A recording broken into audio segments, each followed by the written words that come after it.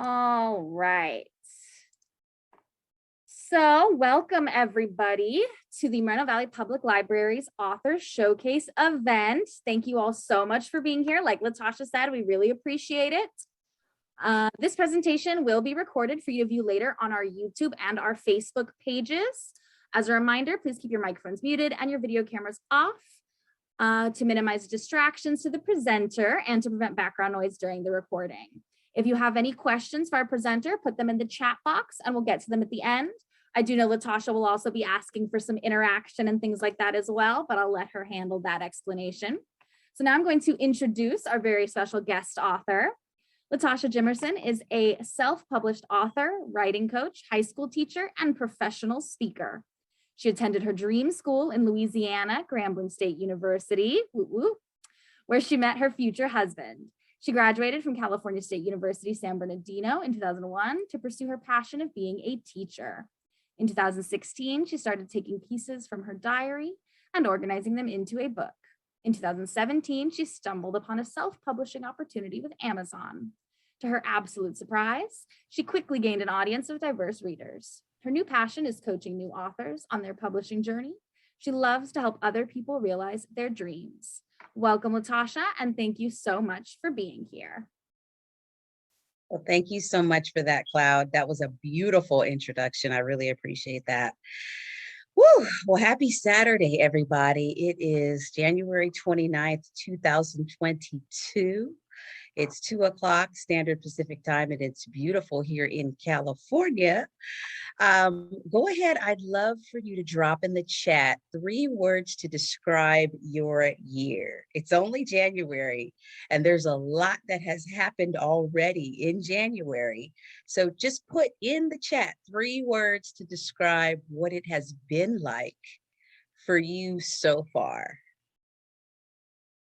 And while I'm waiting to read those messages in the chat, I want to remind you, it's going to be about an hour today. And if you want to participate in a Q&A, we'll have a Q&A after the hour. So we'll be on here for about 90 minutes if you have questions. No questions, then feel free to leave at the hour, because I will be done with my presentation. And I wanted to make sure I asked for a little bit more time because I wanted to make sure that I got everybody's questions. And I will stay here. And Cloud told me that she'll stay here until everybody's question has been answered. So thank you so much. Go ahead and grab some water. I have my water, celebratory water. Grab a pen and a piece of paper. I always love to share nuggets that you can write down and share with your friends and family. This is going to be a family-friendly event. So if you have kids that love reading, love writing, and want to learn a little bit about self-publishing, invite them to this conversation because this is going to be incredible. All right, I want to read a couple of the responses. I already see some words coming in regarding 2022. It has been a different year and we just started. So what do we have? It's been a bit of a roller coaster ride, but I'm good. I love that. Interesting, exciting, and a bit scary. Stressful, anxiety-filled, and frustrating. Challenging, cold, and a learning experience. Staying well. I love it. Thank you for your participation. Also, if you are here and you're excited, put up an emoji, put up a heart emoji. If you're here and you just love being with other authors, you love talking about books, you love talking about writing, you love being educated, right? My people that come into my world are mostly educators, authors, speakers, coaches, people who love being surrounded by books, people who love ideas and love to talk about different ideas. All right, so good, we got the hearts working. And go ahead and let's practice the hand raise. I want everybody just to practice it real quick so that when it comes time, you'll know what to do. Beautiful, beautiful. Hand raise, hand raise. Okay, awesome. Somebody's got the clap. That's the clap. There's the clap and then there's the hand raise, which is like this. So the thing about the hand raise is when you raise the hand, and you have a question and you ask your question, and after I answer your question, you literally have to go back to the bottom and you have to unraise your hand or lower your hand so it says lower. So you got to remember to do that. The clap, you can just clap and the clap will go away. All the other emojis will go away by themselves. But the raise hand, you have to lower the hand. Okay, so just real quick before we get started. Okay, so I'm glad you guys are here. Let's do a really quick introduction. I know she already gave you the really good nuggets, juicy nuggets of my life, but I'll just introduce myself quickly again. My name is Latasha LT Jimerson. I'm an author, teacher, and book coach. And today I'm going to talk to you about how you can start your journey with self-publishing in 2022. And if you've already started your journey, I'm going to tell you how to take it a little bit further. And if you've already taken it further, I'm going to tell you how to actually start really building some momentum for yourself so that you could possibly look at this as a career opportunity, because it's possible in 2022. It wasn't possible in the 80s when I was growing up, in the 90s, in the early 2000s when I was first starting teaching. This I don't know if this was possible, but in 2022, despite the world being chaotic, despite, germs, viruses, despite what's going on in the world, you can still make an income and you can still make a difference by going into self-publishing. So that's what I want to talk to you about today. I want you to envision yourself, and you can close your eyes if that's helpful for you. I want you to envision yourself in the future, 3 years from now. What will you be doing? Imagine if you started a first book and you got a first book done like this year. What would that do for you? How would that change your life a year from now, 2 years from now, 3 years from now? I want you to think about that, because your future starts today, right? Everything that you do in the future is because of a decision that you make right now. So I want you to dig into this moment. I want you to breathe into this moment. Welcome, Crystal. I see you there. Breathe. Just take a deep breath. Whew. Breathe in peace. Breathe out chaos. Breathe in love. Breathe out stress. Somebody said anxiety before. Breathe in relaxation. Breathe out anxiety. While we're in this space, I want you to allow your mind and your body to be connected. I do want you to take some notes. And I do want you to close your eyes a little bit. And I want you just to focus on yourself for the next hour, okay? I want you to pop in the chat, how much time do you get every week just to focus on yourself? Do you get an hour? Do you get 3 hours? Do you get 5 hours? Just put a number in there. How many hours a week do you really sit down and just envision your own life and your own future? Pop it in the chat.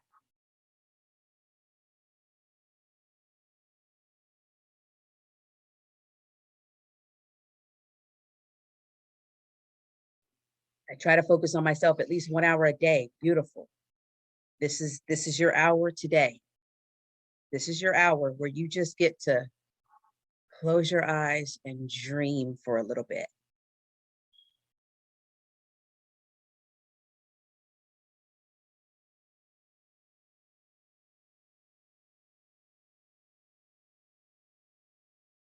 All right, we got one response. Don't be shy. Tell me how much time do you get to just focus on you? If it's 0, that's okay. Just put 0. I don't have any time to focus on myself. Keep it real. That's where you are. 2 hours, I take it now. Oh yeah, take it. 2 hours. Okay, we got 1 hour a day. We got 2 hours. Okay, little amount. Yeah. See, this is the thing that we have to think about, because, as people who love to be educated, most of you are here because you love to be educated. It's really important for us to think about the lessons of our life. And that's one of the biggest things that I write about, and I encourage people to write about, is your own personal journey. And it's very difficult to write about yourself when you haven't really taken the time to get to know yourself, right? I spend too much time daydreaming about Chris Evans than my own journey. Absolutely. We were actually taught in school to daydream and interact with the stories of other people, right? We were taught to put historical figures on a platter, right? A pedestal, not a platter, a pedestal. We were taught that these people that we read about in these books were larger than life, right? But the truth is they were human beings with human problems just like us.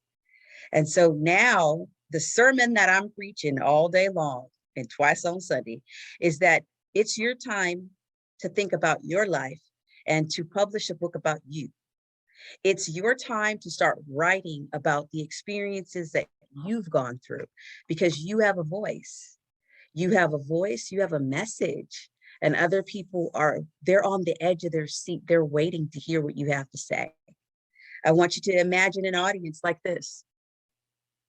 They're waiting for you. They want to hear what it is that your story has taught you, but it's really difficult to write and really difficult to publish when you haven't taken the time to sit down and reflect about what it is that your life means to you, right? So I want to give you a challenge today.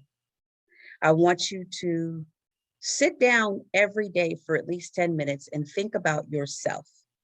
And I want you to write something about what you're feeling, what you're thinking, what's happening in your mind. I want you just to get into yourself, practice some self-awareness, because those people who practice self-awareness, they're able to articulate their desires, their dreams, their goals, their visions, their purpose, and they're able to make those dreams become a reality because they're able to explain to other people what it is that they're dreaming about. Think about Dr. Martin Luther King Jr.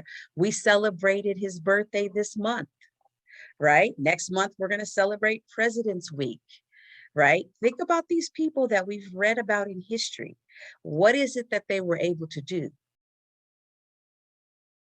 How did their dreams become a reality? Because they wrote their vision, write the vision and make it plain so that he who sees it can run with it. He is you. She is you. If we don't understand what your vision is, we can't support you. And so that is the reason why I talk to people about self-publishing all the time, because now is the time more than ever to get out here and to start making your dreams a reality. This is how you get the support of other people. This is how you make your dream come true, by writing it down. So the first thing I want to share with you is a little bit of a history lesson, because I'm a history teacher by trade. So I want to give you a little history lesson, and I want to walk you through and talk to you about traditional versus self-publishing, because Cloud and I were just talking before we started the recording, and this is not something that's in schools yet. You cannot get a degree in self-publishing yet. You can't sign up for classes that teach you how to publish a book yet. There's nowhere you can go to learn how to market and sell and build a brand around a book. There's no place for you to go just yet. And I say yet because I am proud to be a pioneer on the forefront of this crusade, because everybody, in my opinion, everybody who walks the earth has the ability and the tools, which a lot of the tools are free now. Everybody has the tools to be able to put together a book and sell it if that is the desire of your heart. If you don't have that as a desire, that's okay, because you can still create a blog or a podcast, right? That also falls under publishing. If you want to write a book, there are ways to do it. And one day, my dream is, I have a dream today, that one day there will be a university that teaches self-publishing, and you can get a degree and you can self-publish and you can build a brand and you can teach other people how to do this, because that is what I do. So let's talk a little bit about the difference between self-publishing and traditional publishing. So if you're taking notes, now's the time to set up 2 columns. One is for self-publishing, or SP. The other one is for traditional publishing, or TP. I want you to set it up that way because we're going to do a little bit of compare and contrast. And before I do a compare and contrast, I just want you to pop in the chat how you're feeling right now. One word to describe how you're feeling right now. If you're excited to learn the difference between self-publishing and traditional publishing, just pop that in there. I'm excited. I'm curious. I'm happy. I'm interested. That's a good word. All right, we had interested. We've got excited. I'm ready to learn. Yes. Energetic and excited. Okay, perfect. Let's go. So when we talk about publishing in the traditional sense, there used to be scribes, right? Let me take y'all way back. There used to be scribes that would write things, right, on paper. You remember that little feather in the parchment paper? That's how people used to get things done back in the day. And then something happened in about the 1400s, which was called the printing press. Y'all remember that? You remember middle school, you learned about the Gutenberg Bible? That was one of my favorite history lessons. I literally went to Washington, D.C. I took a group of students to go see the printing press and to go see the very first printed Bible, the Gutenberg Bible, right? That was way back in the day, okay? And then they started creating textbooks, right? And the very first textbook in all the schools was the Bible. Everything was based on the Bible. So then the textbooks started getting printed, and then people started writing books and getting their books printed, right? That was the traditional model. And then what happened is throughout history, I'm skipping ahead now, famous people, poets, writers, professionals, right? They started producing, well, poetry. They started producing all kinds of different manuscripts, right? And so it got turned into a profession. And one thing that happened is when it got turned into a profession, there were lots of gatekeepers, all right? So the traditional model, traditionally, historically, if you wanted to become a full-time author or writer or publisher, you would need to go to the gatekeepers. You would need to hire an agent, right? Literary agent. Your literary agent would take your manuscript, all right? And they would take it to different publishing houses. And they would say, oh, is it good? Yes or no? Oh, is it good? Yes or no? Oh, is it good? Yes or no, right? And you would hope to get a deal with one of the publishing houses. And if you got a deal, awesome. You'd sign a contract. They would produce your book. They would get it edited. They would get it formatted for you. They would have somebody design your cover. They would have somebody talk to you about your marketing plan, right? And they would maybe, if you had a big enough name, they would give you some money, like an advance, so that you can go out and decide how you are going to market your book, right? So traditionally, that kind of deal worked really good if you were somebody who already had an audience of hundreds of thousands or millions of people, right? You would get a really good deal. And you would be able to take your book out there and it would just get all over the place. The distribution would be wide because you would have people helping you do all of that work, right? But the downside to that is if a year later you decided you wanted to take that manuscript and give it to a movie producer and turn it into a movie, you would have to ask permission of the publishing house because they own that material because they produced it, right? Typically, most contracts would say they own the rights to that material. Contracts today are a little bit different because people are able to negotiate on both sides, but the traditional deal is that they own the manuscript and you have to ask for permission to do anything, to change any part of that manuscript, because once you sign a deal with a traditional publishing house, they own it, right? Now, fast forward to today.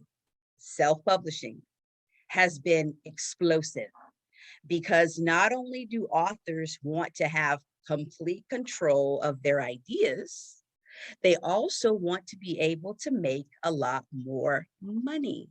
They don't want to have to share royalties with anyone else. But the caveat is, if you're a self-published author, you are in control of your content and you earn more money, but you are also responsible for the editing, the formatting, the cover design, the sales and marketing, and everything associated with the creation of that product. You are 100%, or as I say, you are 1000% responsible for the creation of that entire book, which can be overwhelming, right? Overwhelming. However, there are resources for you now that can help you get your work done quickly, efficiently, and producing high quality. All right.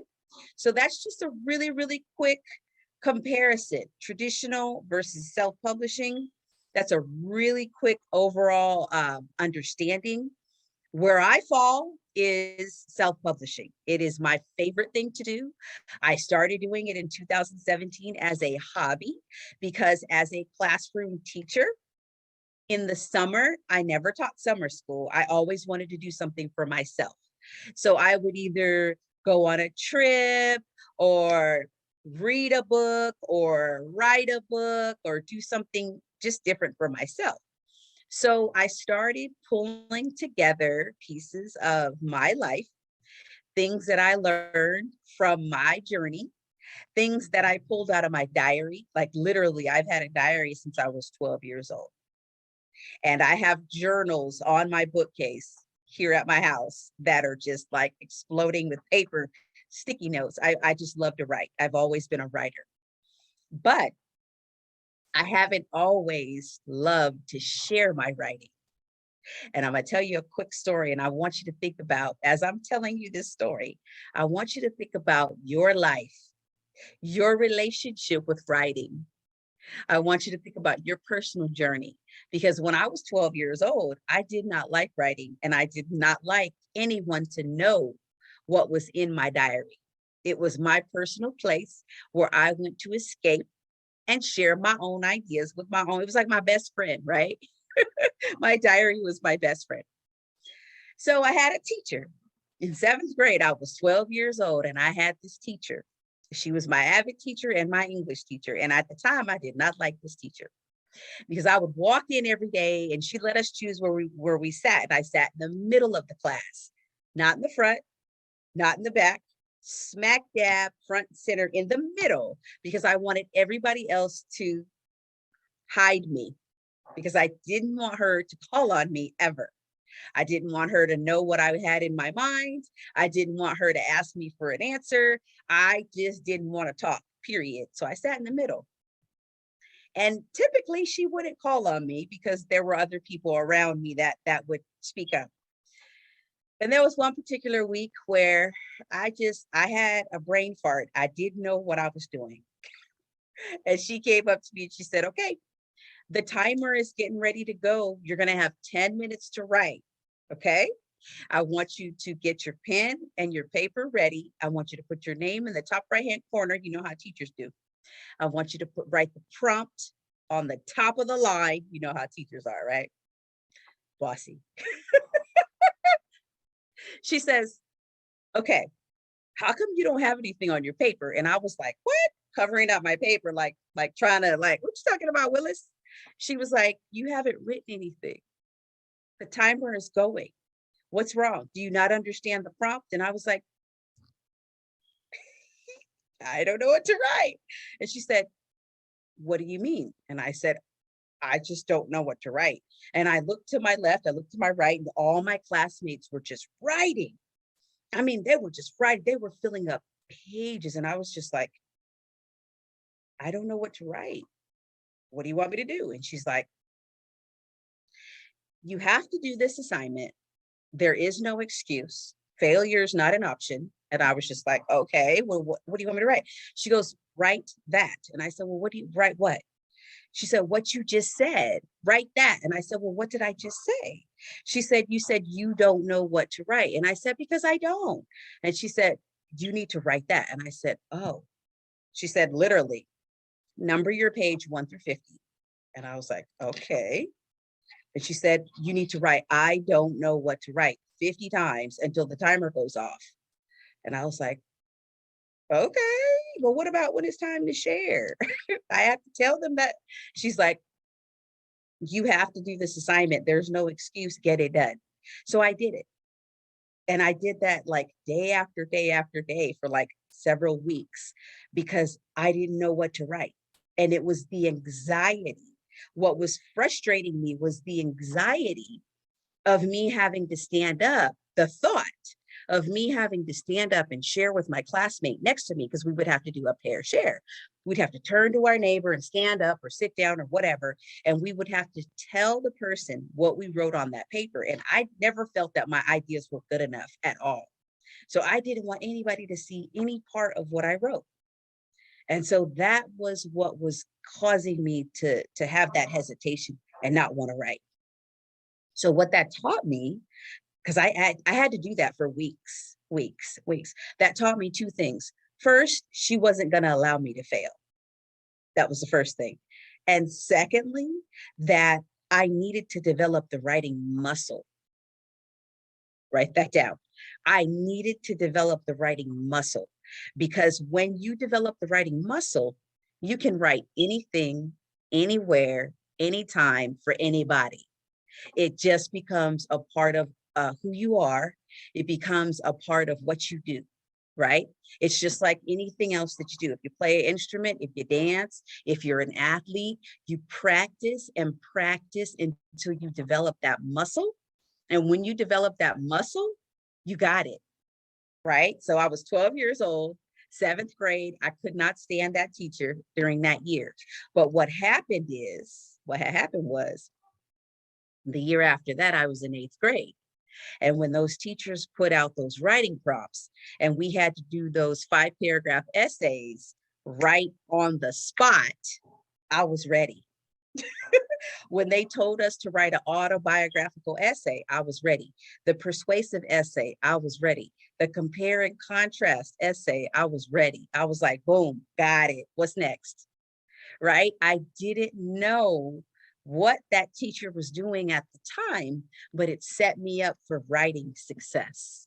It set me up to be proficient and beyond proficient in my writing. And the confidence that came from that was just through the roof. And I still, to this day, I just thank that teacher so much, because I didn't realize what was happening at the time. I couldn't really understand why I became so good at writing. Started getting A's on all my papers in high school and in college. Started writing poetry for different competitions. I was entering competitions for writing. And I still didn't really, I was like, why am I so good at this? I really didn't know why I was so good at that. But now I understand. And this is what I teach my clients. The very first thing you have to do every single day is sit down for 10 minutes and think about what's in your mind and go ahead and put it onto the paper so that you can develop that writing muscle. That's what it does for you. Also, when you sit down for 10 minutes every day and you write, you're getting that mind clutter out. You ever woke up in the morning feeling like you're hitting the ground running, like you just opened your eyes and you already stressed? You ever feel like that? Pop something in the chat if you felt like that.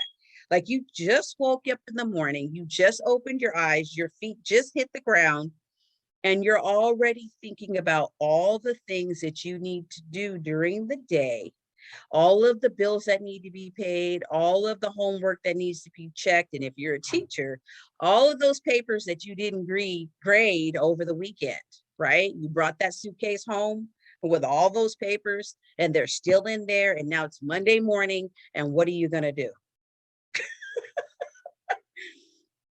I see. Yes, indeed. Yes, indeed. Yesterday, those thoughts never left. Right. We wake up in the morning and we still have stuff from yesterday. and last week and 10 years ago. We carry this stuff, right? This is why it is so important. Every morning, before you do anything else, you sit down with your pen and your paper and you empty your mind. You take out all the mind clutter. I call it the mind clutter, the clutter of the mind. Get that stuff out and onto the page. I was just writing right before I started this talk. You can't see it, but I just wrote 3 pages to prepare myself for this talk today. And it's a practice, and it goes all the way back to my 7th grade teacher, English and Avid teacher, who would not allow me to take the easy way out and say, I just don't know what to write. I just don't feel like writing. She wasn't having that. So right now, I want you to pause, take a break, and I want you to drop in the chat the name of that teacher or that mentor or that church leader, the youth pastor, whoever it was that told you that you needed to develop the discipline to own your craft. Was there anybody who challenged you to get it done even when you didn't feel like getting it done? If you have somebody in your head right now, pop their name in the chat. We want to honor those folks right now. My favorite teacher, and I think she might still be teaching, Mrs. Tupper, my 7th grade English teacher. I see Mrs. Young. Okay. Mrs. Young, good job, Mrs. Young. The power of a teacher lasts many generations. Mother Sadie, W.C. Chalmers. Yes, Miss Malika, 5th grade reading program. Yes, these people, we have to honor these people, past, present, future, because these teachers, Miss K, would say, can do better. These voices stay in our mind. These people influence us even when they're no longer here. They influence us because they make us rise, right? They make us rise and bring out the best. Mrs. Connie, okay, keep it coming, keep it coming. If there's more, you may have had more than one teacher that didn't give up on you, that made you develop your muscle. Drop the names in there, because it's important that we recognize people, especially educators, because educators have a job like no other. Miss Conlon, okay? Yes. So as I'm sharing with you, I'm sharing my personal story, but I always want you to think about your own personal story, because your voice is important to someone. You have an audience out there that's waiting to hear what you have to say. They've been waiting for you. It's time to come out of the closet, stop hiding, understand your greatness, and get out there and do what you have to do. The first person that told me to write a book was not a teacher. She wasn't one of my teachers, but she was a buddy teacher. She was a friend of mine, and she taught with me. She taught science, I taught history. We had the same students at the same middle school. Middle school was a hot mess. We started teaching together. I started teaching in 2003. By 2005, she learned enough about me and my ideas and my strategies. She's like, you need to write a book. And I was like, why? She already had a PhD. She had already been published. And so she understood the process, but I didn't. And she was like, you need to write a book. And I was like, why? What's the purpose of that? And she didn't really explain why. She just said, you have some interesting ideas. You really need to write a book. And I was like, no, I don't, you have a PhD. I had all these excuses. And then she just said, okay, she dropped it. And I thought about it every so often, and I kept writing in my journal, kept writing, in my diary. But I kept thinking, nah, I'm not going to be writing a book. I know what she's talking about. Nobody wants to hear what I have to say. All that little negative Nancy and chatty Cathy, the chatter that's in the back of your mind, your little ego, that talks to you that says, don't do that. Nah, you don't need to do that. That's what was getting to me. And then finally, 12 years later, the idea kept nagging me. It just kept nagging me, just kept coming back over and over again. And I said, oh man, I do have some ideas. I think I do need to share something with some people and just get this off my chest, right? So I called her back and I said, you know what? It's 12 years later, but I have a book. Could you help me? She said, absolutely. I'll help you edit it. What do you need help with? I'm here. I was like, oh my goodness, what a good friend, right? We were no longer teaching at the same school, but we kept in touch. And she was like, absolutely, it's amazing. Let's do it. So she read my first draft and I thought it was a hot mess. She read it and she was like, whoa. I was like, what? Is it that bad?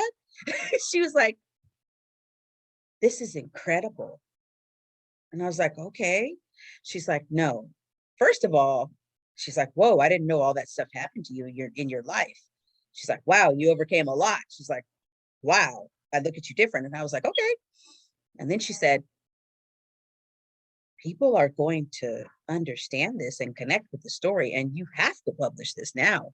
And I was like, oh, okay. And so I was secretly like wanting to get it out, but I was also secretly hoping that nobody would buy it. So now it's 2016 and I've written it and she's edited it and it's ready. And I still procrastinated another year. And I said, you know, I kept just putting it back until I had a major health crisis. And I ended up having 2 surgeries in one summer. And so I was literally on my back for the whole summer and there was nothing I could do except write. There was nothing I could do except read. And so it brought me all the way back to my original space. It brought me all the way back to my original story. And so I said, okay, I'm going to do it. I'm going to put it out. So I put it out. I published it on July 1st, 2017. I went back to work that fall. People bought it. I posted on Facebook that I had written a book and I decided I was going to have a launch party. I said a launch party.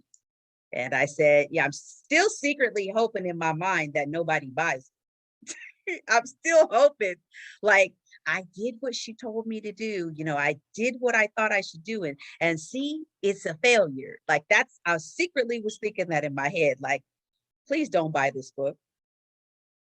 Please don't read this book. It's too deep. It's too personal.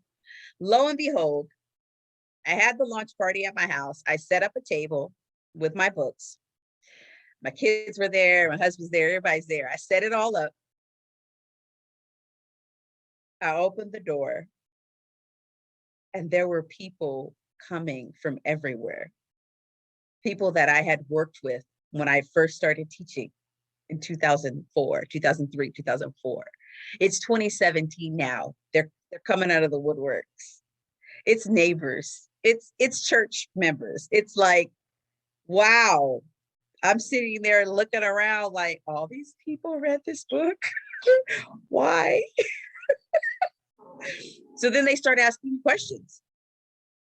Well, I want to know, you know, about what you put in chapter 5, and I want to know your experience on this. And I'm just like, okay. Lo and behold, major success, totally awesome. And then I got a call from a lady, and she was a friend of mine, educator, and she said, hey, I got your book. She's like, sorry, I missed the whole launch party thing, but I got your book. And she goes, I read it in like 2 hours. She goes, wow.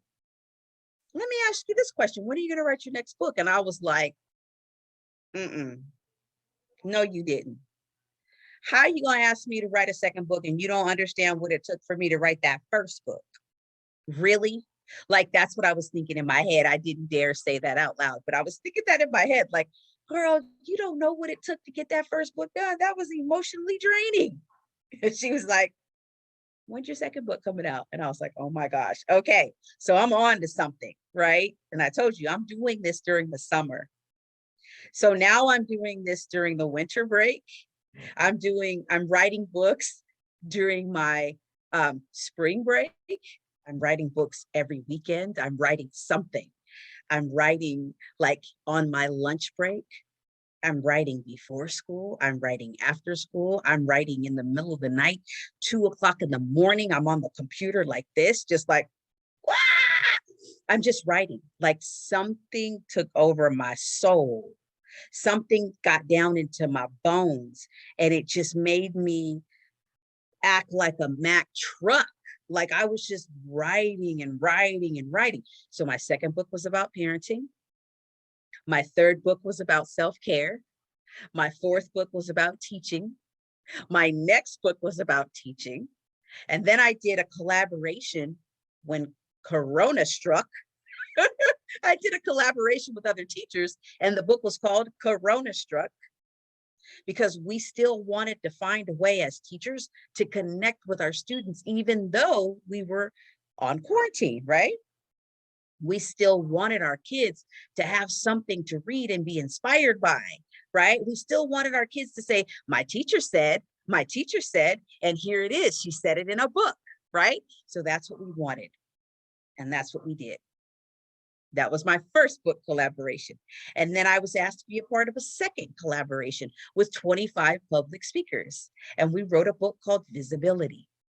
And we talk about how to build a brand around your book by becoming visible.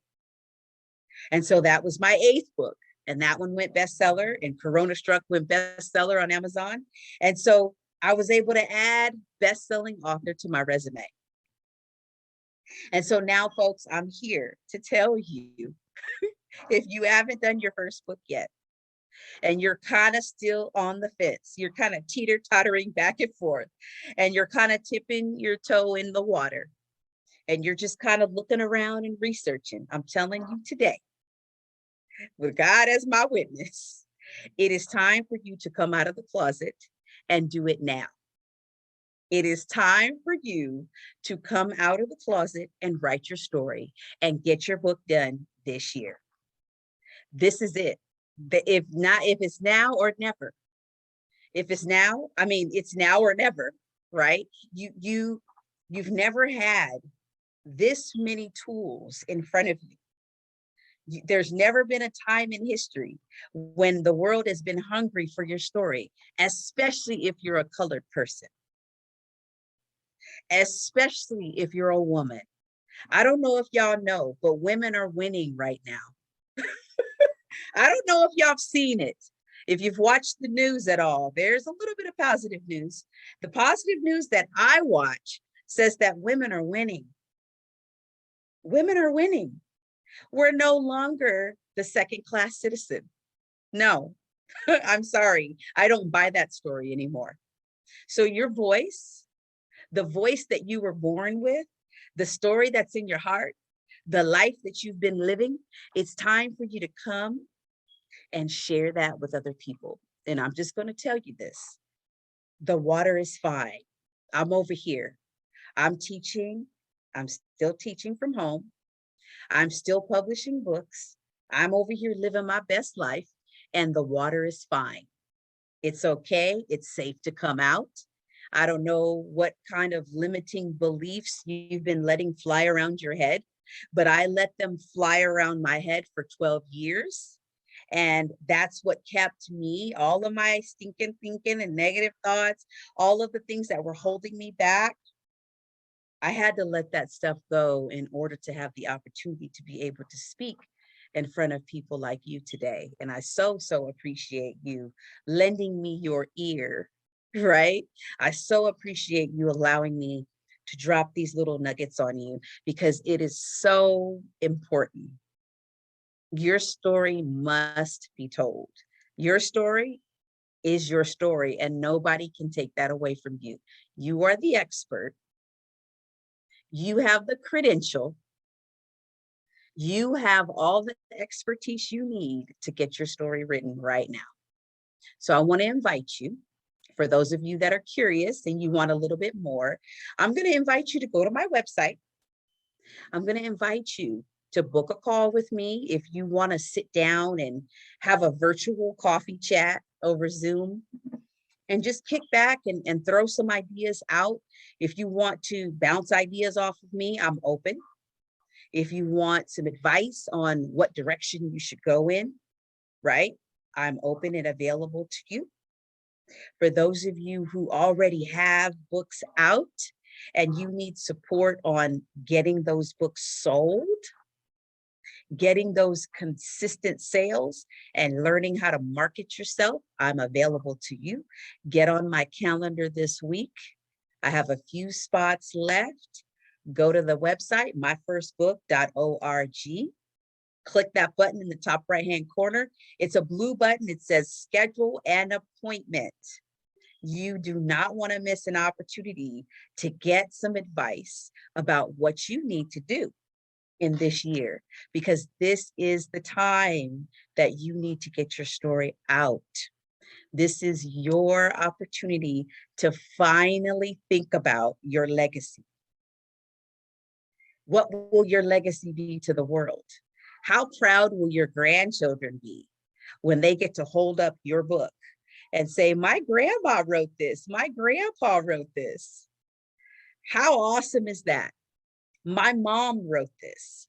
My dad wrote this. My uncle wrote this. How amazing is that, right? How amazing is that? So that's all I want to drop on you today. Now, I'd love, if you have any questions, I'd love to take questions now. It is 10 minutes to the hour. Pop your questions in the chat and I will answer them live right here. But that is the end of my talk for you. I hope that you have learned a lot today, and I hope that you have been inspired and motivated to get inside of your soul and start thinking about your own dreams, right? I hope that you spend some time with yourself every day, 10 minutes a day, an hour a day, whatever it is. Get to learn your story. Get to learn, because you're not going to be able to tell it if you don't know it. And you're not going to be able to know it if you haven't taken some time to reflect and to write and to share, right? So that is all I have for you today, folks. Thank you so much for joining me today. I appreciate your time, your energy, your participation. Now it is time for Q&A, and I am all ready for your questions. All right, I'm going to go ahead and interrupt real quick. Sorry, y'all, I know how to talk, I promise. It's a Saturday.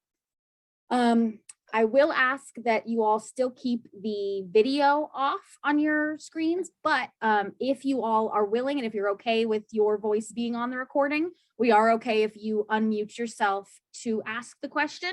So whatever you're more comfortable with. If you'd rather unmute yourself or pop it in the chat, whatever you prefer, but just so you know, you can just unmute your mic and ask the question like that. And like I said, we have it till at least 3:30, and then we can hang out for longer if need be. So don't worry if your question feels like a big one.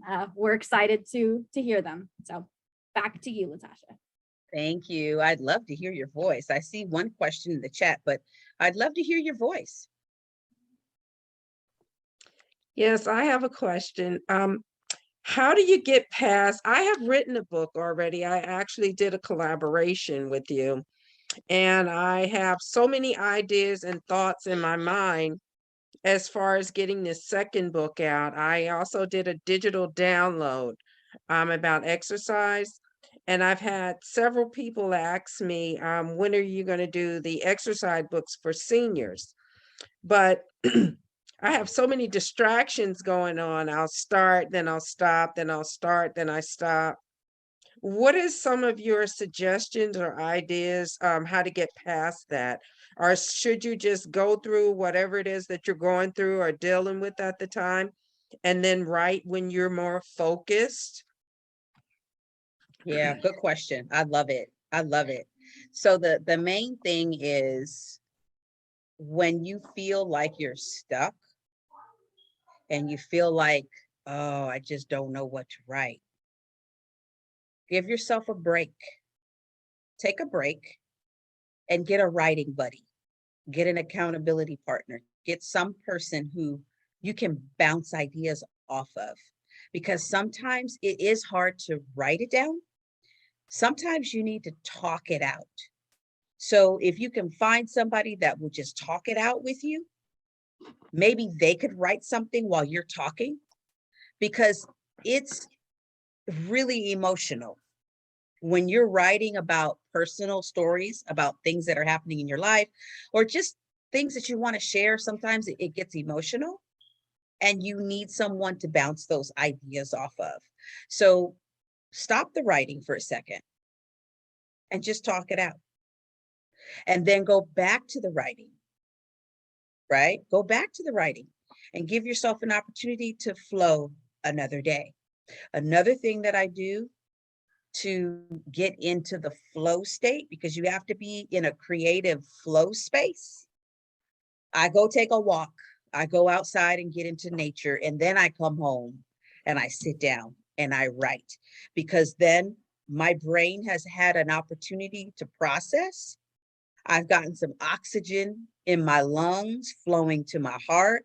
It's easier because I feel refreshed after I've gone outside. Whatever may have been bugging me before, when I go outside and I look at the trees and I look up at the sky and I feel that fresh air, and I come back in the house, whatever mind clutter was happening before, I don't even remember it.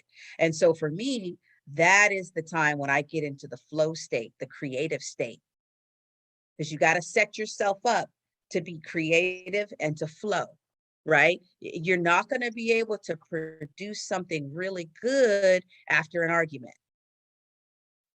Or if you have something happen at work that's stressful, you're not going to be able to really produce any good work. You're going to have to put yourself into a state where you can have a creative flow. Does that help you? Yes, that helps. Something else that you had mentioned about the writer's hand. Um, you also, well, I can't speak for everyone else, but I know what helped me with the ebook, the digital download, was having someone to be accountable to. And you had suggested that 10-minute writing a day. That was very therapeutic also. But see, I know I had to come back and let you know if I did it or not, and I had to show you the pages. So, Yes, but yes. it makes it more doable when you have somebody that is holding you accountable. Absolutely. And it could be a coach, it could be a grandchild. You have some of those grandchildren that if you tell them that you want to do something, they hold you accountable better than an accountability partner. Grandchildren and children know that when you tell them you're going to do something, they'll say, "Oh, remember you said," they'll keep reminding you, "Remember you said you were going to write a book, Mom? Grandmom, you said you were going to write a book. Where's your book?" So if you do a writing activity, you might want to just share that with a grandchild or a child and say, "Look, I want to be accountable. I want to start writing every day. So can I just share with you what I wrote today? Can I take a picture of it and text it to you just so that you know that I did it," right? Sometimes we need babysitters. We might have a big dream and we kind of sabotage ourselves sometimes. We don't do what we're supposed to do because that little ego starts to talk and say, "Yeah, you don't really need to do this. It's really not that important. Don't worry about it." But you really need someone who's going to say, "Did you do your writing today? How did that go? Can I see it?" You really need someone. And it could be a coach, it could be a grandchild, it could be your son or daughter, it could be anyone in your life who loves to read, loves to share, loves to support you, right? There's lots of people in our lives that love to support us. We have to give them the opportunity to do it, right? Sometimes it's kind of hard to ask for help, but we have to ask people who are right there. Give them the opportunity to help you. And they might become annoying, to be honest. They might become annoying, but guess what? You'll get it done. You'll get it done because they will hold you accountable. Does that help you? Yes, thank you so much. You're welcome. I saw a question in the chat that says, okay, yeah, the writer's block. The writer's block, I want to talk about that real quick because it feels real, right? When you feel like you got writer's block, it feels like there's something blocked in here, like there's something stopping us. But I want to tell you it's not real. It's performance anxiety, which is what I had when I was being told to write on demand by my teacher. That produced a lot of anxiety because I wasn't confident in what I was writing, and I didn't feel secure about sharing my paper with other people. A lot of students deal with that. They're like, I don't know if this is good. Like, are you going to judge me? Right? So the writer's block that we feel like we have, you know how you keep tearing up pieces of paper, throwing them on the ground. That's not good. That's not good. No, that's not good. We actually don't really know if our ideas are good until we share them with someone. That's why we got to have somebody that we trust, who is going to be honest, but not brutally honest, right? Because when you lack confidence and you're a little bit insecure about your writing, you don't need to hang out with somebody who's brutally honest. Like, you need somebody to be honest and supportive and give you some constructive criticism out of love, not just brutally honest feedback to break you down, right?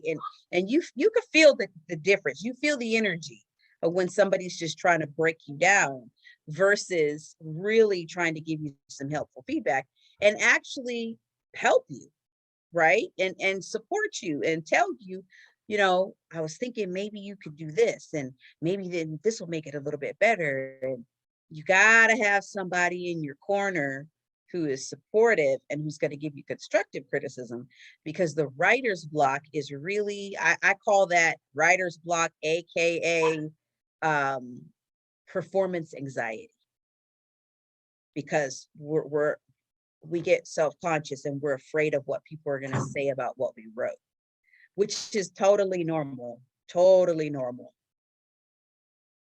All right, any other questions? Go ahead and let me hear your voice. I have a question. Hi, my name's Mishley, and I'm wondering, I feel like I'm one of those people that God just sort of decided, I'm going to give her 5,000 ideas all at once.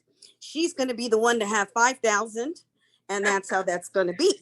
And sometimes it feels like a curse, but I definitely know it's a blessing. And I get the impression you're like that too. So how do you manage all of that? How do you field it? Still stay sane, be a good wife, be a good mom. It's a little bit another level past distractions. Yeah. It's more about how do you manage it all, I think is what I'm asking.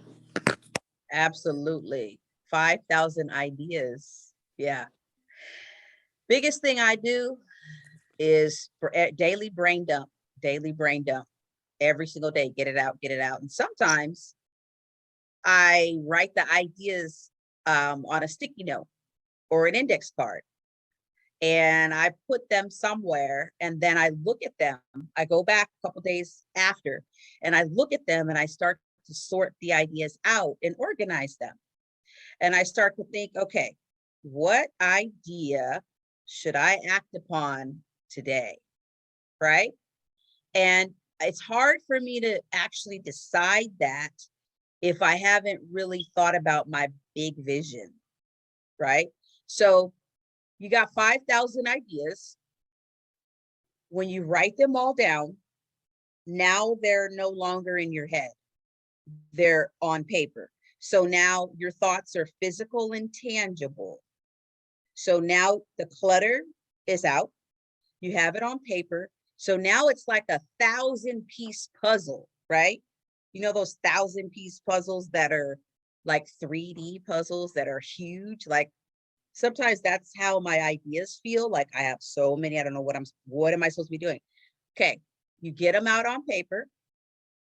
You start sorting them out, organizing them. Okay, this idea is for this. Okay, this idea is for that. Oh, okay. But then you got to sit back and you got to say, all right, what's my big dream? What am I trying to accomplish in my lifetime? Right? Because sometimes we give ourselves anxiety because we're trying to execute every single one of those 5,000 ideas. And there's no way we can execute on all 5,000 of those ideas. So we have to give ourselves a long view. Instead of a short-term view, we have to look at this with a long view, like a marathon. It's not a sprint. Life is a marathon. What do I want to do 20 years from now? How do I want to retire? What's my legacy to the world? What do I want people to say about me when I die? That's how we have to think. Okay, so if that's what I want, what do I have to do 5 years from now? What do I got to do 2 years from now? What do I have to do 1 year from now? What do I need to be doing 6 months from now? What do I need to be doing 3 months from now? It's the backwards planning. Now, what do I need to do 5 days from now, 2 days from now, 1 day from now, in this moment? What's the little tiny baby step that I'm going to do in this moment to get me closer to that big dream, right? And then there may be some people in your life, in your circle, who can actually help you execute some of those ideas. So instead of 5,000 ideas on you, maybe if you have a tribe of people, they can help you execute those little bitty ideas. But write the vision and make it plain so that he who sees it can run with it. You have to have something written down so that other people can support you, because there's no way you're going to be able to realize all of those ideas. And to be honest, some ideas are better than others. All ideas were not all created equal. I've got ideas that I wrote 10 years ago in a journal that probably will never come true, or maybe they will in 10 years. But you've got to give your ideas a place to live. I literally have a green journal with my financial goals. That's where my financial goals live. I have a black journal. When I start feeling negative, Nancy, chatty Cathy, the ego starts giving me some negative vibes, I take those negative thoughts and I give them a place to live. They're allowed to live, right? You're not going to be able to fight these things. It's not a battle. It's not a battle. You take those ideas, you let them live. Then I have ideas for my podcast. Those ideas are in a journal. I've got video ideas for my YouTube. There's a place for those to live. It's like a teacher. When you go in a teacher's classroom, a really organized teacher, the stapler goes there, the pencils go there, the notebooks go there. Give your ideas a place to live. And you may end up with bookcases like this. You may end up with a multi-volume set of encyclopedias that came from your mind. Because like you said, your creator created you for the purpose of creating. So let your ideas live, but give them a place and organize them. Control them, manage them. Don't let them overwhelm you, because if all those ideas stay in here, that's chaos. Did that help you? Yes, ma'am. Sorry, it's hard to get to this unmute button, but yes, that was very helpful. Thank you very much. You're welcome. Thank you for asking that question. A lot of us have that issue. Clutter of the mind. Anybody else? Hey, LT, this is Sharon. Hey, Sharon. I love what you've been sharing. It's been very helpful because I've dealt with a lot of ideas as well too, but it goes nowhere. I just stayed in my head a lot of times. But my question is like, what does the editing process look like? So you sort of do your dump, you write, you draft. What does that editing process look like for that first book, especially? What does it look? Can you walk us through the process? Oh yeah, it's a fun process. It's a roller coaster ride because I'm gonna say at least 5 drafts. You may have more, but at least 5 drafts.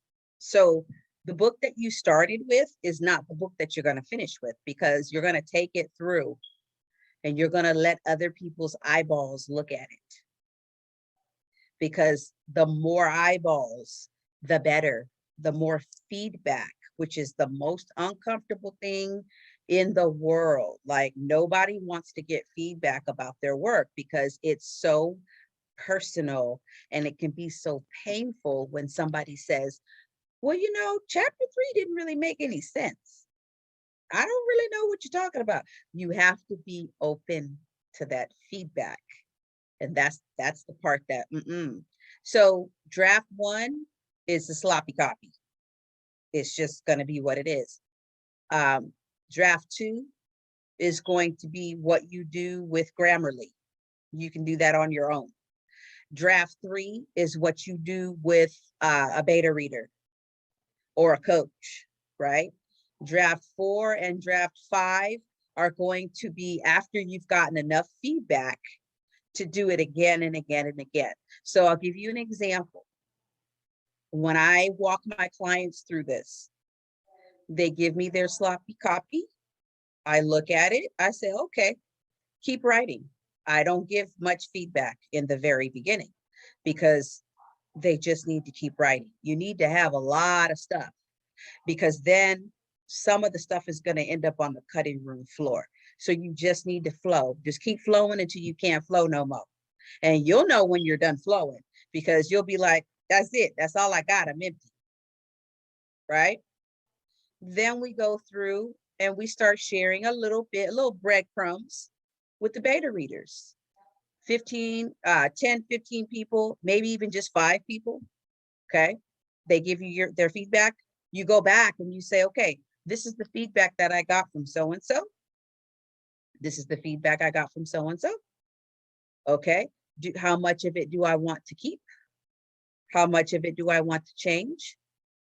Okay. Then you change it, you fix it, and then you share it again and get the response. Go back and fix it, share it again. 5 drafts. 5 drafts. And then you'll end up with something that you didn't anticipate, but you can't. Because I tell writers this all the time. You're not writing for yourself. You're writing for your audience. And that's why it's so important to know who your audience is. Because if you know who your audience is, you know what they need, you know what they want, you know what they like, you know what they don't like, you know what their language is that they speak, right? And you know what problems they're going to be facing. And so you can address those. If you try to write for everybody on the whole planet, it's going to end up being for no one. So you have to know your audience. You have to know their issues.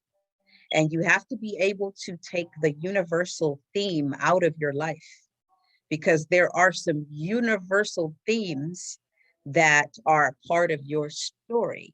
You have to be able to tell it in a way that other people can identify and see themselves in your story.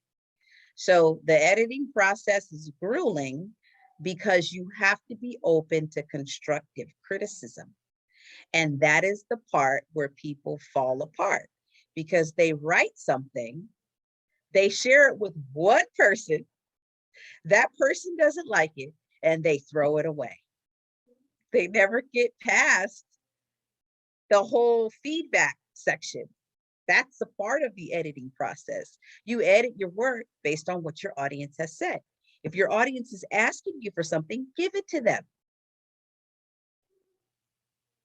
Does that help? Very much so. Thank you so much. Appreciate that. You're welcome.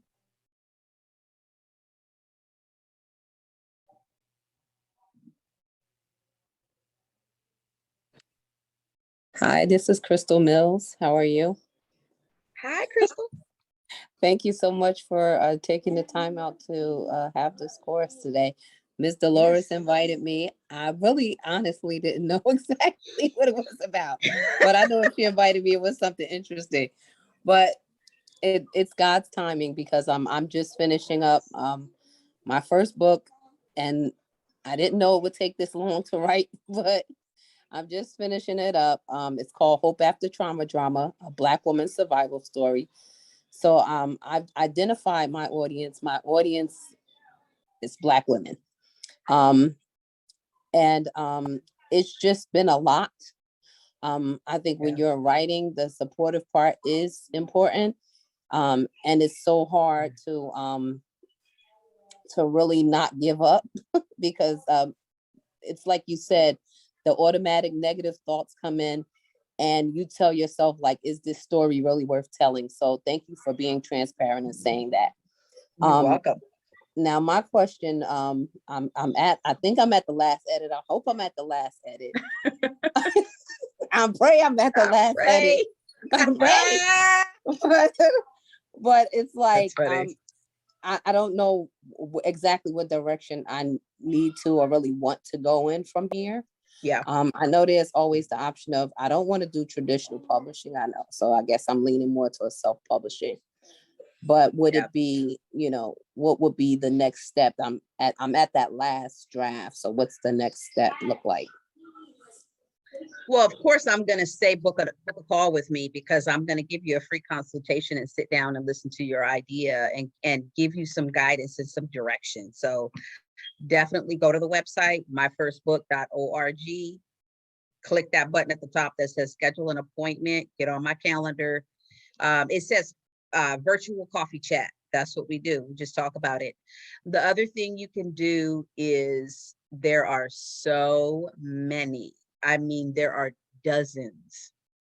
If you go on Facebook, there are dozens of groups, writers group. I'm a part of a group called Black Girls Write Too. There's over 14,000 Black women in this group. Join the group. It's a free Facebook group. And there's so much support in there. It's really great. There's Black women in there that write about everything. Every genre is represented in this group. So that's just one Facebook group. Literally, there are dozens and they're popping up every day.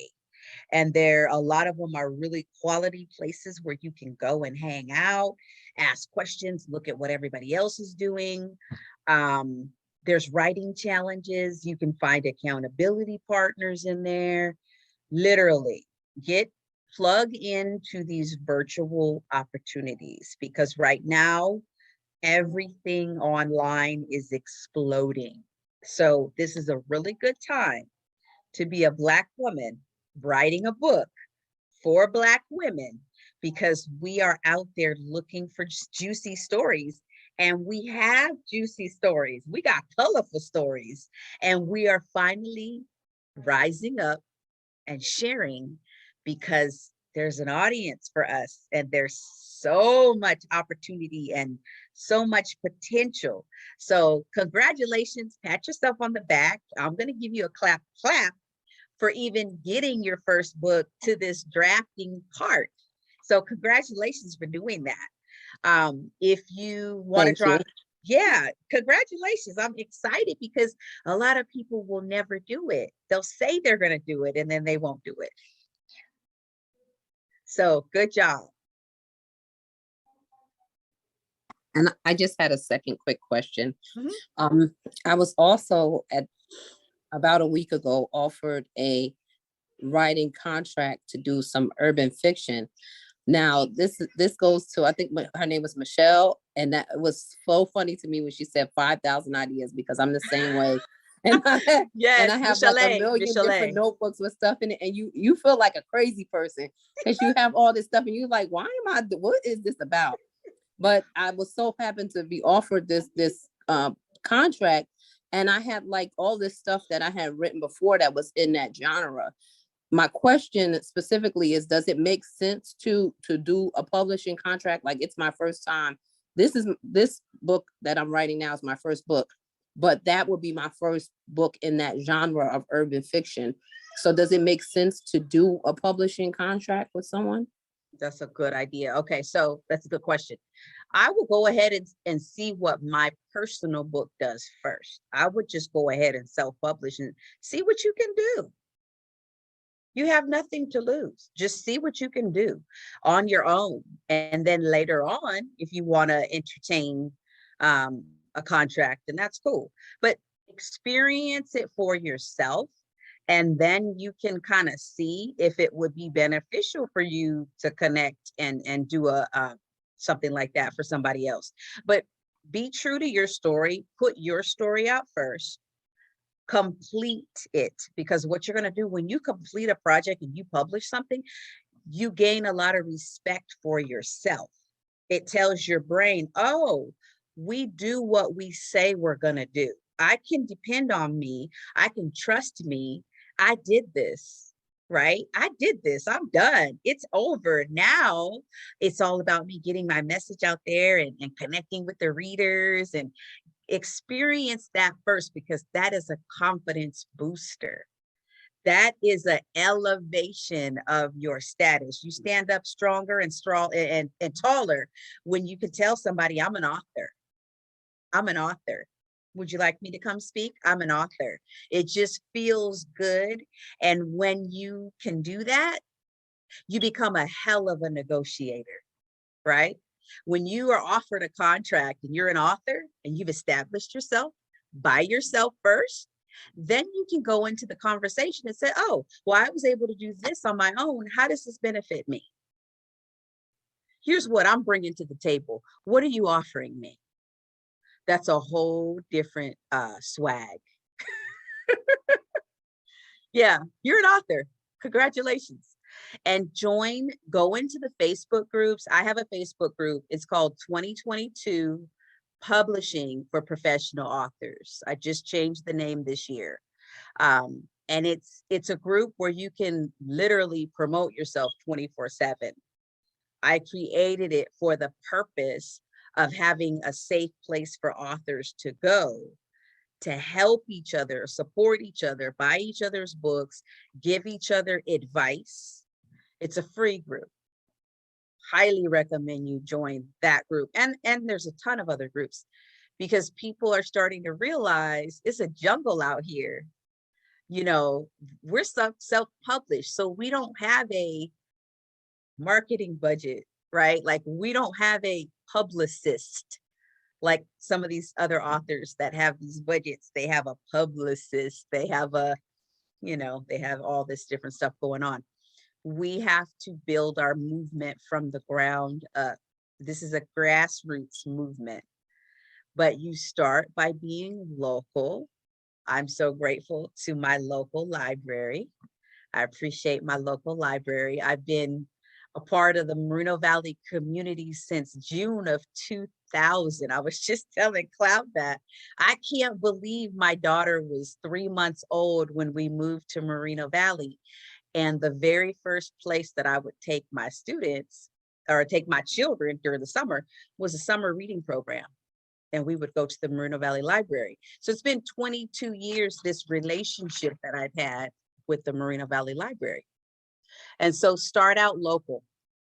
And I'm typing into the chat right now the name of my Facebook group. It's called 2022 Publishing for Professional Authors. And it's a free group, professional authors. Because it's actually, being an author is a profession now. It's actually possible. There you go. Did that help you, Crystal? Yes, absolutely. Thank you so much. You're welcome. I'm signing up for the appointment now. Yeah, schedule an appointment. I will be happy to talk to you about everything from your idea to, if you want to run the contract by me and see what my thoughts are about that contract, I will be happy to do that. Oh, yes. Yes. Please put all of my information in the chat, Cloud. Thank you so much. I appreciate it. Yep, those are my links, my Facebook, all that good stuff. Okay. Janice, yes, question.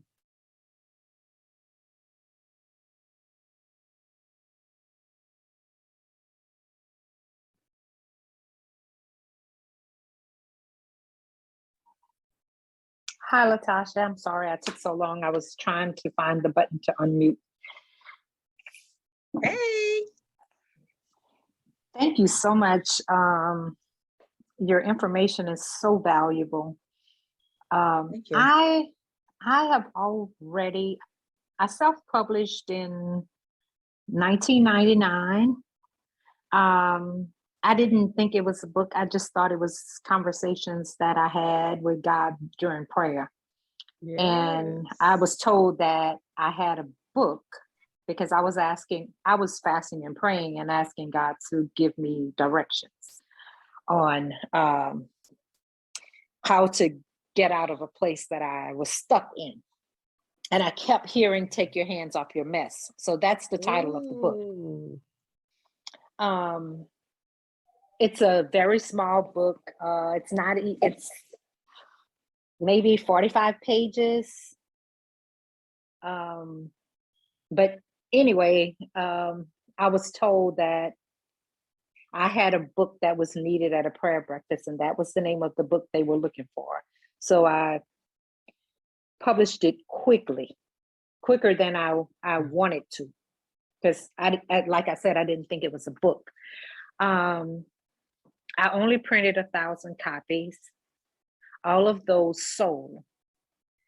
I'm in the process of writing the second edition because I had someone, read over it. I think it's easier, like for people within the church that understand scripture. So I got different people from different religions to read it, to tell me what made sense, what didn't make sense, where I needed clarity, and so forth and so on. So right now I'm currently retyping the manuscript because the computer that I initially typed it on crashed. So I'm retyping it. I'm adding the testimony of how it became a book in it. My question is, since I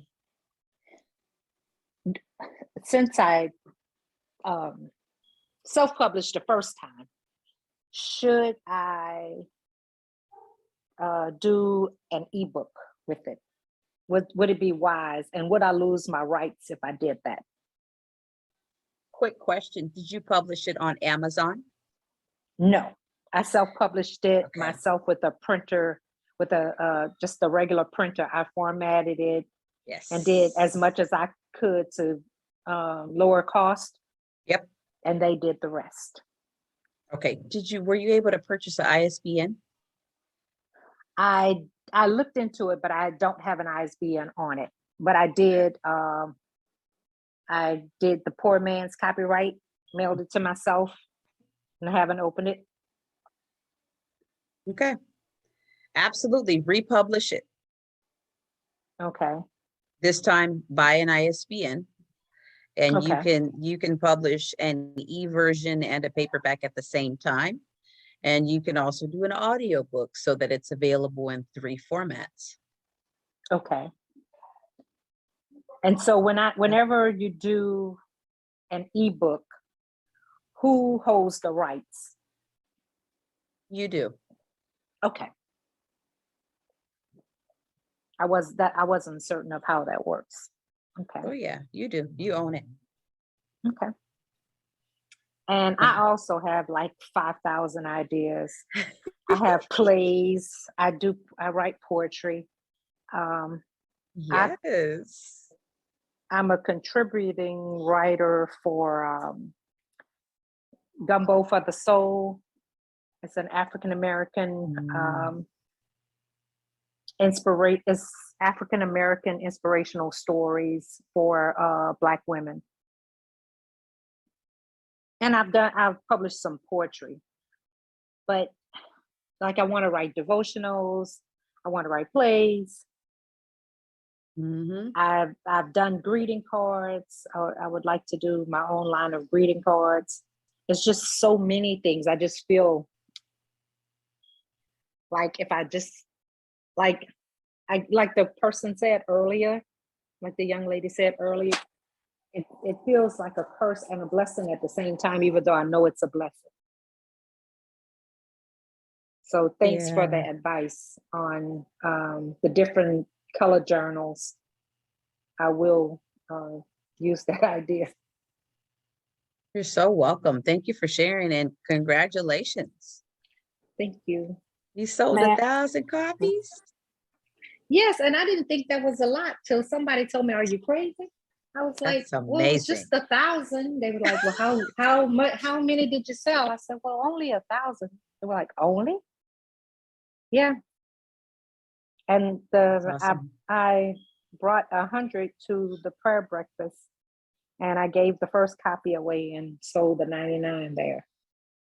Because I just got up and gave a testimony of the book and you know, just an overview. Wow.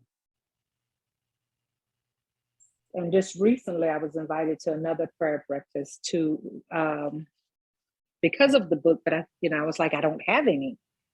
And so I was invited just to give just come and talk about the book.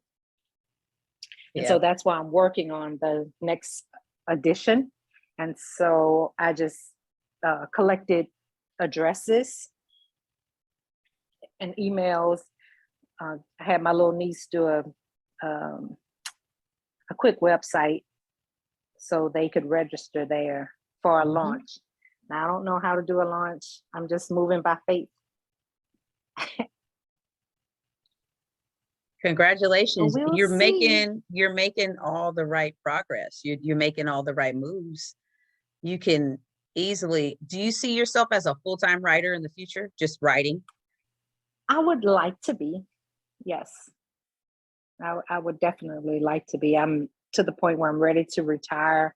Or I was even thinking, I used to teach French, and I was thinking about, now I'm at the university where I worked 12 months, but I was Yeah. considering going back to secondary so I could have my summers off Mm-hmm. to write. And, my days would be shorter because right now I'm running 2 federal programs, and it takes up all of my time during the day, in the evening, on the weekends. So I don't have time to write.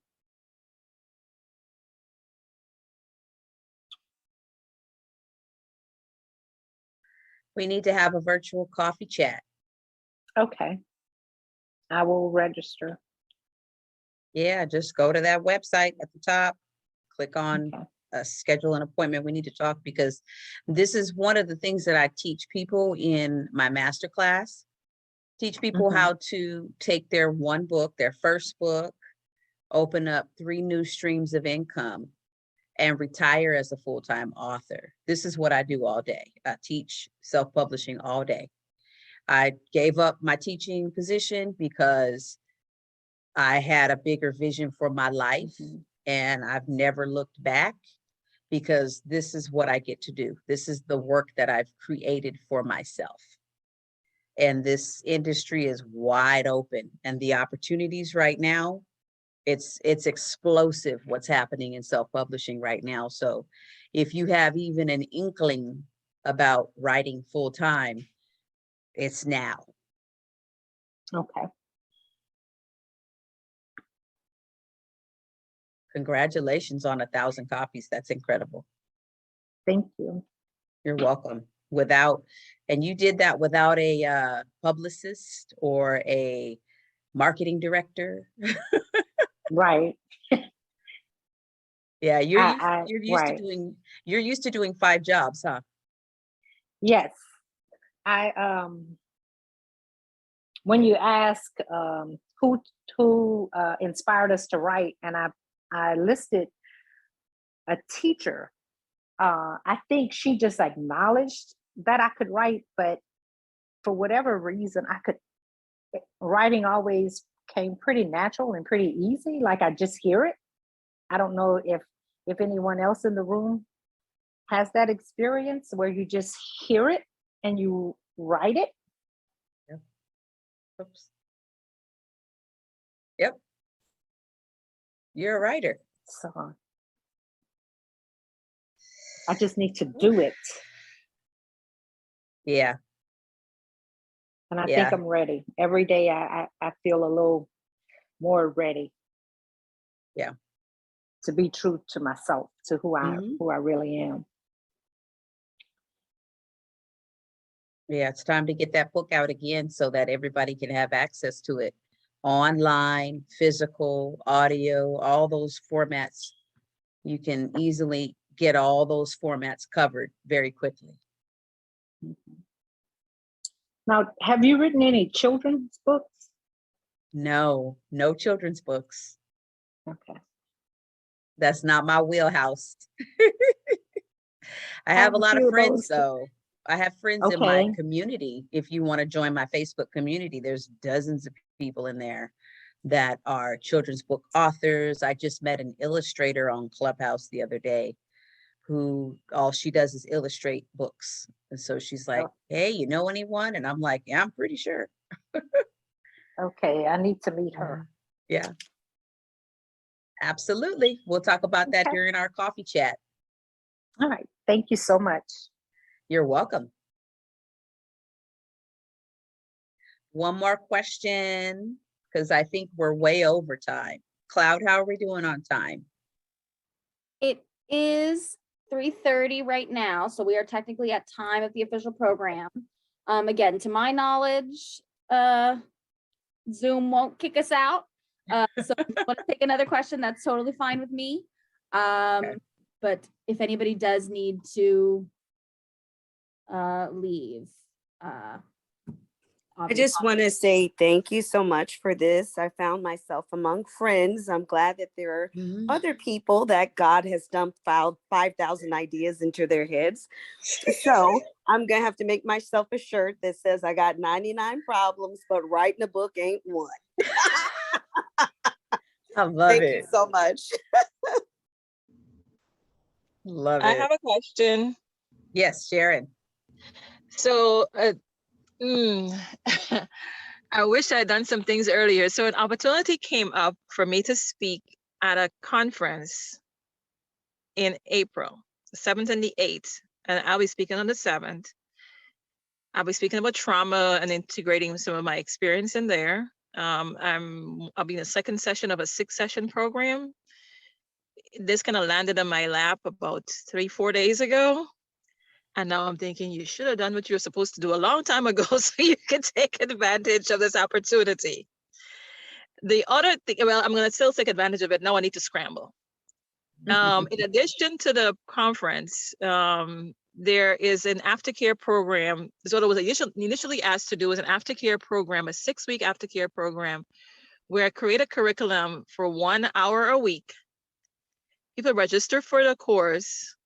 The conference itself is going to be an intro to kind of, where I can kind of reel people in to be interested, and then they'll sign up, and I can offer it once a year, so twice a year, or up to 3 times a year.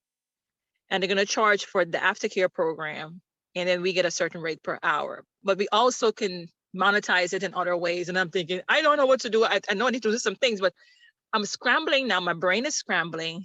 The ebook we mentioned before about forgiveness is one thing I can work on. Yeah. But I'm thinking, what else can I do to monetize while getting ready for my talk, and also for the aftercare program curriculum that I need to design.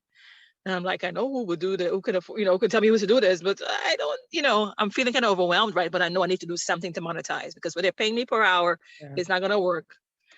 And I would like to get to that conference with author in my bio.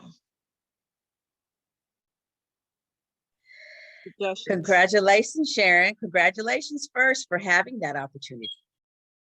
Thank you. That's awesome. And believe it or not, that's April. So we're barely finishing January. So you've got February, you've got March. It's the beginning of April. So I'm going to say breathe. Like we did at the beginning, breathe in peace, breathe out anxiety. You have plenty of time. Get on my calendar for next week so that we can talk about it, sort it out, and start producing products. Whenever you speak, and this is for everybody in the room, whenever you speak at any event, you need to have products to provide because people always want something to walk away with. When they've heard you speak, they're going to know, like, and trust you right away. If you have a book product to sell, that's going to be awesome. If you have an ebook, that's awesome. If you have an audiobook, that's awesome. If you have an online course, I can teach you how to do that too. I'm a full service publisher. So when you have products, you have income, right? You have products, you have income. One of the products you'll see on my website when you go to the myfirstbook.org is the workbook that I created, the very first workbook I created, which is the step-by-step process that I use to produce my paperback and my audio and my ebook. I have all three formats. The book that you see on Amazon, your first book workbook, that is priced very high because shipping, and there's a royalty split. If you buy my book on my website, it is a third of the cost. And it's for people who are just starting this whole journey.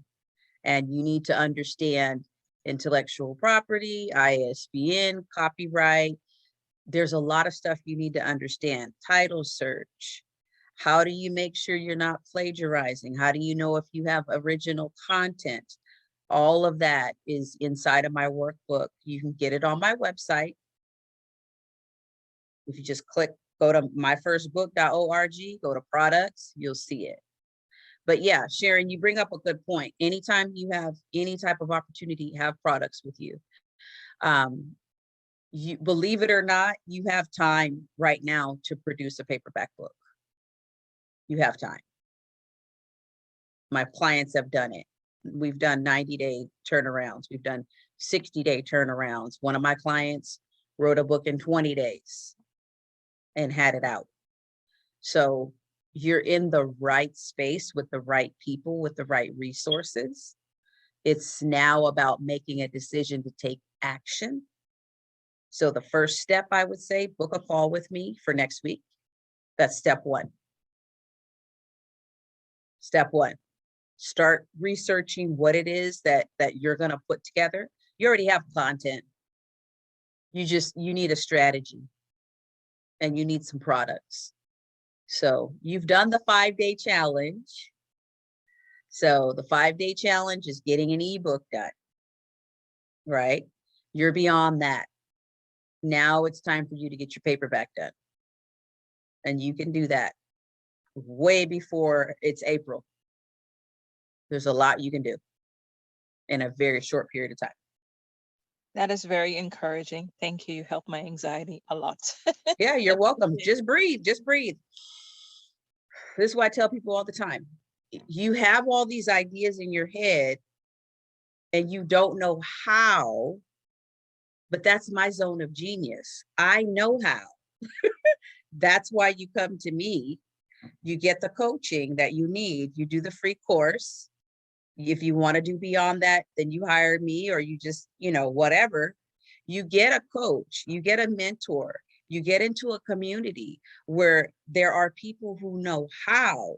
So it's not your job to know how. It's your job to have a vision and a dream for your life. It's your job to have content. Then you come to somebody like me and I help you map it out. I just helped a woman that I worked with years ago in the same school district, Moreno Valley Unified School District. I just met with her 2 weeks ago and we kept hitting and missing each other. She ended up getting COVID. And she said, I got COVID. I'm ready. Can we do a call? I said, absolutely. Let's do a Zoom. Boom. 45 minutes later, we did a 5-year plan for her. She's an administrator. She's a principal. Beautiful Black woman. She said, I need a plan. I need to know what I'm doing. I want to retire early. I got these goals. I said, you just tell me everything you want to do, and I'm going to map out for you how you do it. Now, when you leave the meeting, whatever you do with that information is on you. But my zone of genius is helping people get organized so they can do whatever they want to do. What they do with the information once they leave the call is their business. But I'm letting you know, you have the resources, you have the support. You can go to any program and learn information. But what you have to learn how to do is trust yourself and take the action that you need to take in order to get it done, and trust your inner voice. Like Janice said, she published her book in 1999. She printed 1,000 copies. That's not free, y'all. She believed in herself and what God was telling her to do. She printed those copies, sold every last one of them. That's what you do when you believe in yourself. But if you don't believe in yourself, then you need to get some coaching, and you need to borrow the belief of your coach. I believe in all of you. If you got to borrow my belief until you have your own, that's fine. And sometimes we have to do that. I had to borrow my friend's belief. She kept telling me, you need to write a book. You need to write a book. I waited 12 years. And then I called her and said, can you help me? She was like, absolutely. Because she already knew. She already knew the ideas that were going to sprout out of me. And after that first book, it just rolled. I mean, it was like going up a hill with a snowball. And then after the first book was like, whoa, rolling down the hill. That's what happens. But you have to step out on faith. You have to be willing to jump. You got to be willing to take the action. You got to be coachable and teachable. And you got to be ready to move. When it's time to move, you got to be ready to move. That's one thing my mama taught me, is when it's time to make a decision and move, get up and move. Don't wait, because you'll be sitting on the sidelines for the rest of your life watching everybody else succeed. Can't do that anymore. 2021 is done. 2022 is all about you. If you know that you need to get it done, get on my calendar. We'll talk about it next week. We'll map out your steps. You will be ready to take the action. That's it. It's very simple. Thank you for that question, Sharon. That's awesome. Congratulations on that April event. You're gonna rock it. Thank You're gonna you for rock the it. compliment. You're welcome. You're gonna rock it. You're doing great. You're doing some amazing things. Raise your hand if you're an educator in the room. Raise your hand if you're an educator. Anybody in here an educator? See all the educators. I'm an educator. Sharon, Dolores. Yep, Michelle Lay. Yep. Educators. All right. Clap, clap if you learned something today. Put your clap, clap emoji up there. Awesome. It's been a pleasure to serve you. It's been a wonderful time. I appreciate all of your participation, your questions, you sharing this link with your friends. There's so many people that registered and they weren't able to make it, but they'll get the replay when it hits on YouTube. So thank you guys for being a part of my tribe, supporting me from the beginning. Thank you, Moreno Valley Library, for helping me raise my 3 daughters. Every summer we were in the library doing the summer reading program. So I appreciate that. And just thank you for the opportunity to share my knowledge and share my expertise. This has been a pleasure. I can't wait to see you guys at the next event. Go to my website to learn about the masterclass on February 19th. I'm going to be talking about Show Me the Money.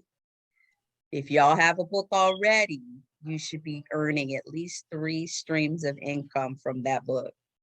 I'm going to show you how to do that on February 19th, and you can go to my website and get more details about that masterclass. But that's all, folks. Thank you so much. I love you guys. Have a beautiful weekend.